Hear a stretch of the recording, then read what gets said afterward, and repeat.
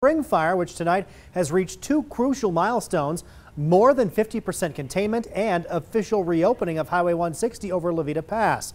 So far, the spring fire has burned nearly 107,000 acres or 167 square miles. That's an area larger than the cities of Atlanta, Las Vegas, and Detroit. More than 100 homes have been caught in its path of destruction. Today, for the first time, those who lost their homes in the blaze got to see what little was left. News 5's Jessica Barreto was there as homeowners returned from the destruction. She joins us live from Walsenburg near the north side of the fire. Jessica?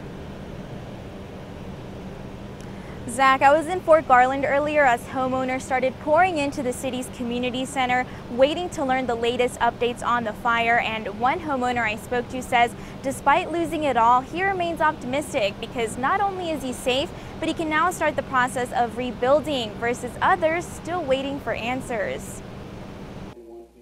Dick Crabtree describes the site of his neighborhood today as unfamiliar, resembling more of a moonscape. It was just all black and sticks, black sticks.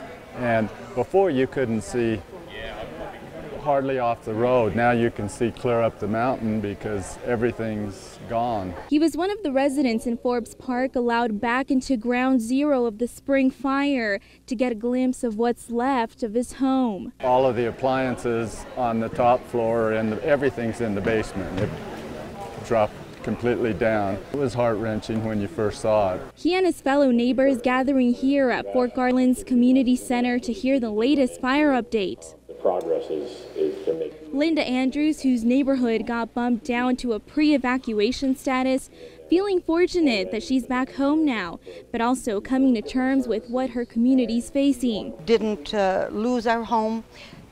We were now back where we were most comfortable, and it was looking more and more like we were probably not going to be as horrifically affected as those poor people up in Forbes Park. And despite his own loss, Crabtree says he at least has answers and worries more about those who don't. Feel for all those people that are going to have to go through the same thing that we just went through. There's hundreds of people still here that don't know if they've got a home. And they all thank those who continue the fight to save homes. I'd like to thank all of the firemen and the county that's processed all of this. Thank those firefighters a lot. These guys have done an unbelievable job. And tomorrow we'll be giving you an inside look at what firefighters are facing on the north side of the spring fire as the Rocky Mountain Blue Team takes us on a tour of the fire line, starting right here at the Incident Command Post in Walsenburg. And of course, we'll continue to track the latest developments and bring you updates on air and online. Always watching out for you, Southern Colorado. Jessica Barreto, News 5. Thank you, Jessica. In addition